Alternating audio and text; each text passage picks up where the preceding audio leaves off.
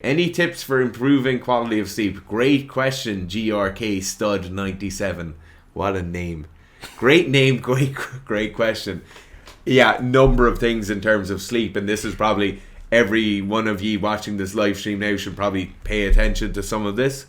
For me, the conditions you go to sleep in are probably some of the most important. So people talk about like a good sleep environment or a good like area, like sleep hygiene. They often talk about the room being nice and cold, the room being fully dark, and there being no noise or a small amount of ambient noise, you not looking at a screen before going to bed. To be honest, those things for me are just immediately, you like, it's like telling someone to drink water. You know you have to do that.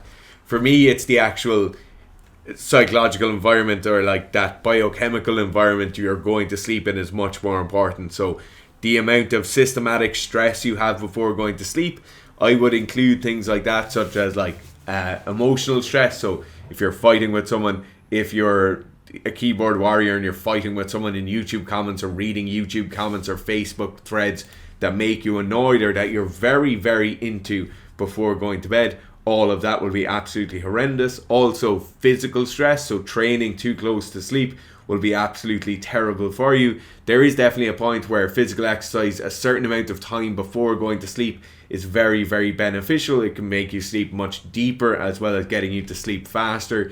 But for a lot of us, if we're training in a kind of semi-competitive manner, training anything from like 3 to 4 hours before trying to go to sleep will be pretty detrimental. So we'll have all those kind of heightened stress hormones like cortisol will be elevated in the blood. None of that is ideal for sleep.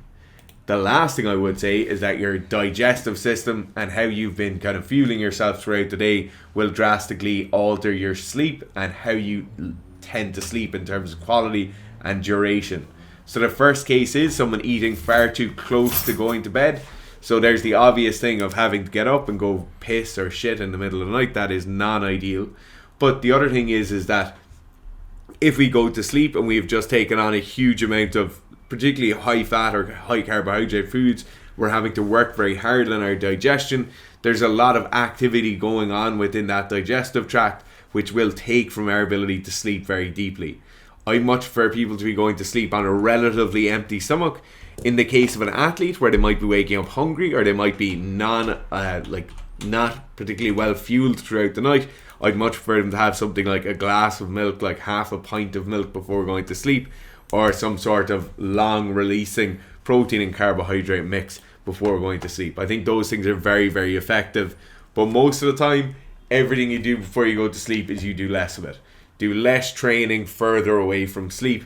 Do less enjoyable things like watching TV, going on your phone further away from sleep. Do less eating. Do it further away from sleep. All of that is to say you just need to chill out a small bit. And if you're somebody who runs on their feet all day or is constantly stressed and then you expect to go and drop straight into bed immediately, don't do that. That won't be great for your sleep. I know Garth has some notes and he's robbed one of my points, so I'll leave him go for me. What one?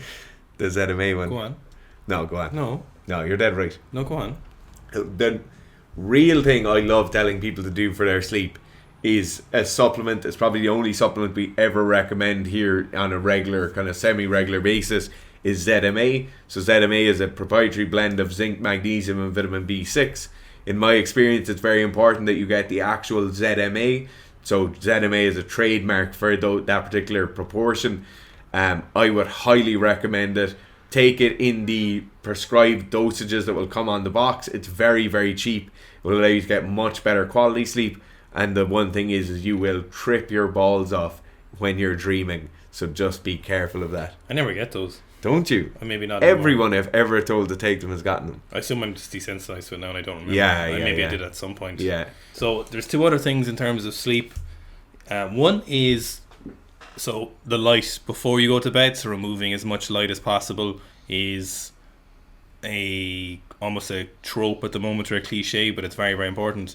Another one you may not think about is early morning light is incredibly important to begin the sleep process later in the day. So getting early morning light initially as soon as you can, blue light, sunlight at a very particular angle, because as the angle changes there's a different UV index, so you want that particular angle in the morning. It's great to get you to go into sleep later. So you it's important to get that, okay? Then there's another one as well, is your particular chronotype, they call it, when you, or your particular circadian rhythm. Some people are night owls or whatever, and some people are early birds. I would say it's super important for you to figure out which one you are and adhere to it as much as possible. Regularity of sleep is incredibly important, so a routine with sleep. Not sleeping late, waking up late, and then if you have a bad night's sleep, for example, then taking naps later in the day. What's very, very important is you get up at the same time as consistently as possible and go to sleep at the same time as consistently as possible, and not sleeping in extra sometimes and then getting less sleep other times of the day. So for example, I like to get to sleep early and wake up early. It's just something my body massively prefers. I get to sleep much better the next night, and I'll sleep for longer and better if I get up early and go to bed early. It's just my particular chronotype or circadian rhythm. For example, it changes throughout your life. When I was a teenager, I used to be able to go to bed at 3 o'clock and then sleep till 3 o'clock the next day if I was allowed, and I wasn't. But get out of that bed. It's something that you'll need to figure out for yourself, and you'll probably be very, very aware of it. So I would plead with you just to adhere to this. So adhere to your own sleep rhythm. It's very, very important. It'll make so much of a difference how you feel. So if you feel like you get sleepy around 10 o'clock, but you say again awake for another 3 hours playing video games or whatever it is we're talking about, it just really fucks you up, okay? So I would just highly recommend you going to bed when you feel sleepy and then getting up when you feel like you are able to wake up. So if you have the pleasure of not needing to set an alarm, then I would plead with you to adhere to your own sleep patterns, because it makes a huge difference and make you far more productive.